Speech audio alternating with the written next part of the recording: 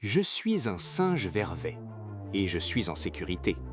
Perché dans mon acacia, l'air est calme, le ciel est vide. Mes congénères sont là, la savane s'étend. Rien ne bouge dans le ciel, rien.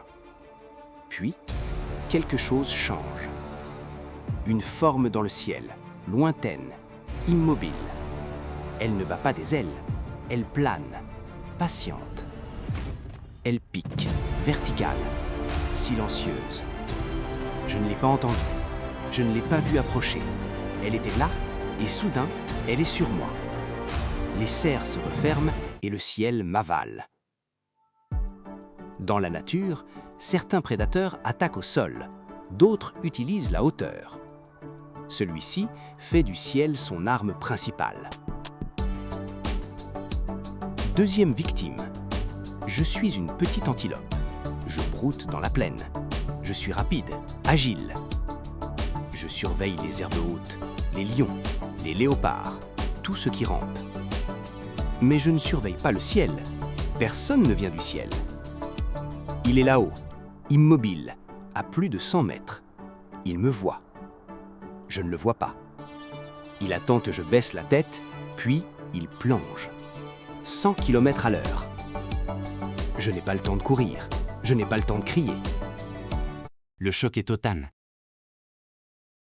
Ce n'est pas la force de l'animal qui m'a vaincu, c'est la hauteur et la vitesse que je n'ai pas vu venir.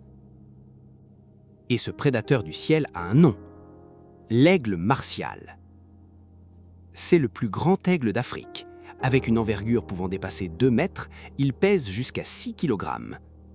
Sa vision est 8 fois plus précise que la nôtre. Il voit une antilope à plus de 5 km.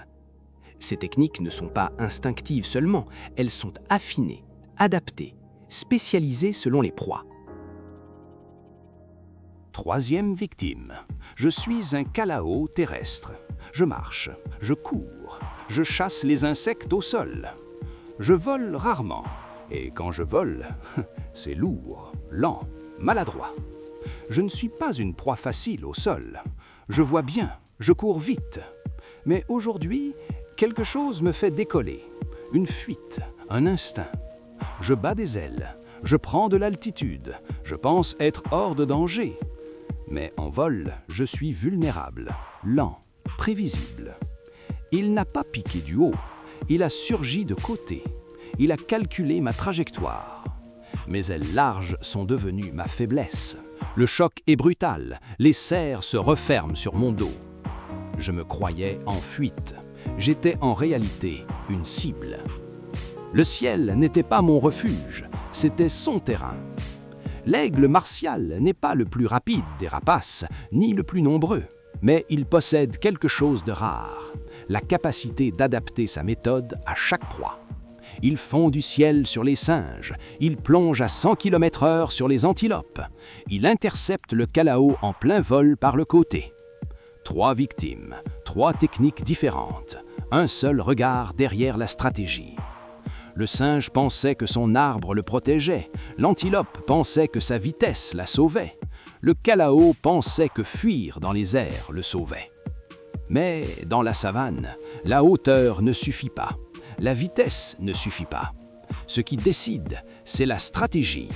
Et parmi tous les génies de la ruse aérienne, l'aigle martial est peut-être le plus redoutable.